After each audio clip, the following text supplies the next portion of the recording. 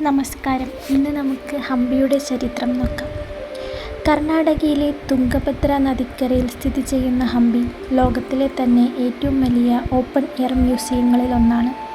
ഒരു കാലത്ത് ലോകത്തിലെ ഏറ്റവും വലിയ രണ്ടാമത്തെ നഗരമായിരുന്ന ഹംപിയുടെ ചരിത്രം പ്രധാനമായും 3 ഘട്ടങ്ങളായി തിരിക്കാം. ഒന്നാമത്തേതാണ് പുരാണങ്ങളിലെ ഹംപി. ചരിത്രത്തിന് മുമ്പേ ഹംപിക്ക് പുരാണങ്ങളുമായി ബന്ധമുണ്ട്.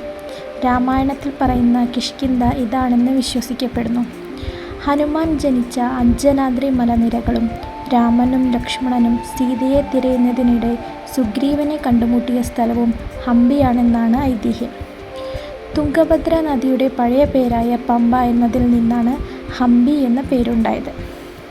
രണ്ടാമത്തേതാണ് വിജയനഗര സാമ്രാജ്യത്തിൻ്റെ സുവർണകാലം, ഏതാണ്ട് 1336 മുതൽ 1565 വരെ. ക്രിസ്തുവർഷം 1336 ഹരിഹരൻ, ബുക്കൻ എന്നീ സഹോദരന്മാരാണ് വിജയനഗര സാമ്രാജ്യം സ്ഥാപിച്ചത്. ഹംപി അതിൻ്റെ തലസ്ഥാനമായി മാറി.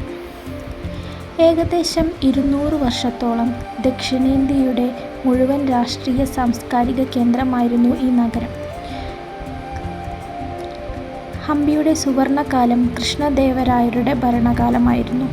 അദ്ദേഹത്തിൻ്റെ കാലത്താണ് ലോകം അത്ഭുതപ്പെടുത്തുന്ന രീതിയിലുള്ള നിർമ്മാണ പ്രവർത്തനങ്ങൾ നടന്നത്. പേർഷ്യയിൽ നിന്നും പോർച്ചുഗലിൽ നിന്നും വന്ന സഞ്ചാരികൾ ഹംപിയെക്കുറിച്ച് അത്ഭുതത്തോടെ എഴുതിയിട്ടുണ്ട്. തെരുവുകളിൽ വജ്രങ്ങളും രത്നങ്ങളും അളന്നു വിറ്റിരുന്ന അത്രയും സമ്പന്നമായ ഒരു വാണിജ്യ കേന്ദ്രമായിരുന്നു ഇത്. മൂന്നാമത്തേതാണ് തളിക്കോട്ട യുദ്ധവും തകർച്ചയും. 1565 നടന്ന തളിക്കോട്ട യുദ്ധം ഹംപിയുടെ വിധിയെ മാറ്റിമറിച്ചു. ഡെക്കാൻ സുൽത്താനേറ്റുകളുടെ സംയുക്ത സൈന്യത്തോട് വിജയനഗര സൈന്യം പരാജയപ്പെട്ടു. യുദ്ധത്തിന് ശേഷം വിജയികളായ സൈന്യം 6 മാസത്തോളം നഗരത്തിൽ തമ്പടിക്കുകയും കൊള്ളയടിക്കുകയും ചെയ്തു. മനോഹരമായ കൊട്ടാരങ്ങളും ക്ഷേത്രങ്ങളും തകർത്തു. തീയിട്ടും ആനകളെ ഉപയോഗിച്ചും അവർ നഗരത്തെ നാമാവശേഷമാക്കി. അതിനുശേഷം ഹംപി പിന്നീട് ഒരിക്കലും പഴയ പ്രതാപത്തിലേക്ക് തിരിച്ചു വന്നില്ല. ഇന്ന് യുനെസ്കോ ലോക പൈതൃക പട്ടികയിൽ ഉൾപ്പെടുത്തിയിട്ടുള്ള ഹംപിയിൽ കാണേണ്ട പ്രധാന ഇടങ്ങൾ നോക്കാം.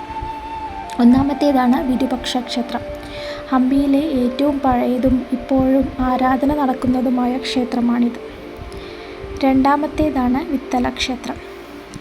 ഇവിടുത്തെ കല്ല് രഥം ഇന്ത്യയിലെ അഭിമാനമാണ്.